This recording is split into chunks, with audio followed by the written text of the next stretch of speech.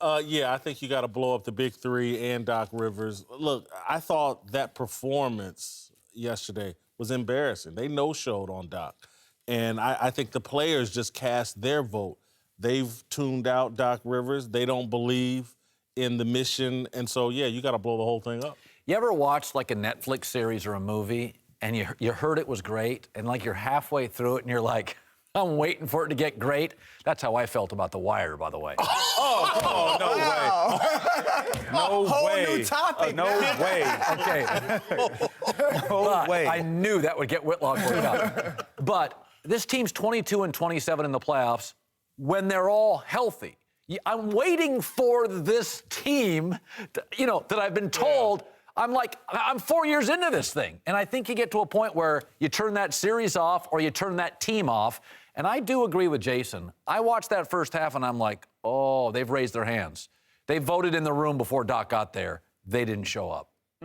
Well, I'm blowing it up, but I'm not blowing up the team. I'm blowing up the front office. I am getting rid of Doc.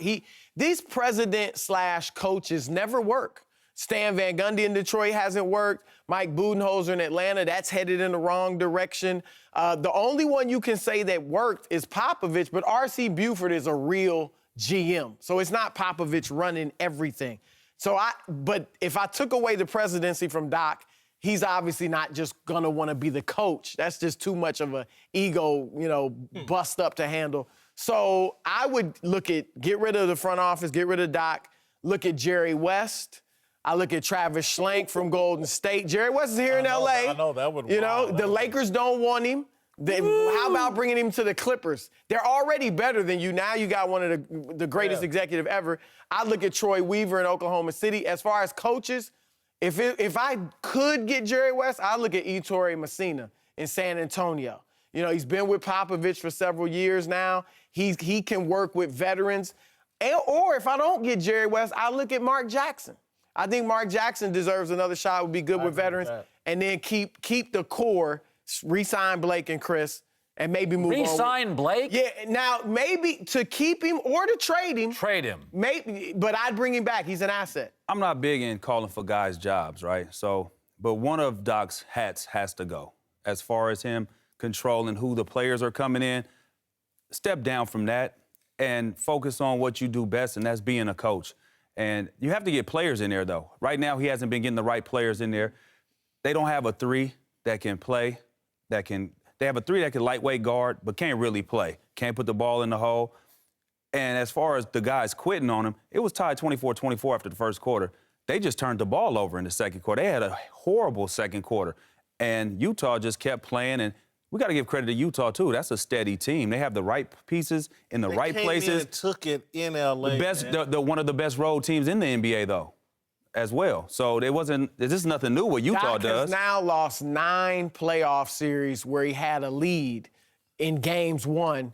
That's an NBA record. That is a record. I always felt Doc was a little like Joe Torre in baseball. It wasn't about the X's and O's. It was about dealing with egos. Joe was a former player, had a losing record before he got the Yankees, but he could handle A-Rod. And a lot of times that'll just overwhelm a Bobby Valentine.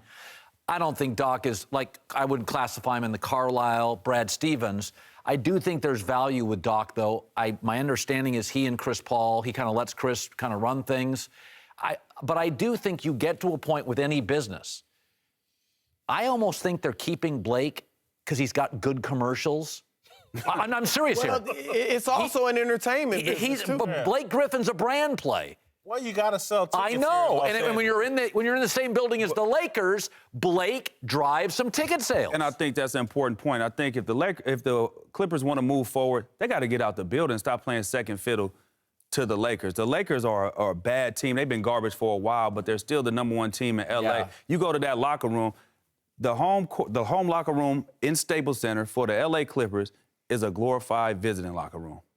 Gotcha. It's true. Great point. Colin, I want to give you another name for the Clippers TV show, Breaking Bad.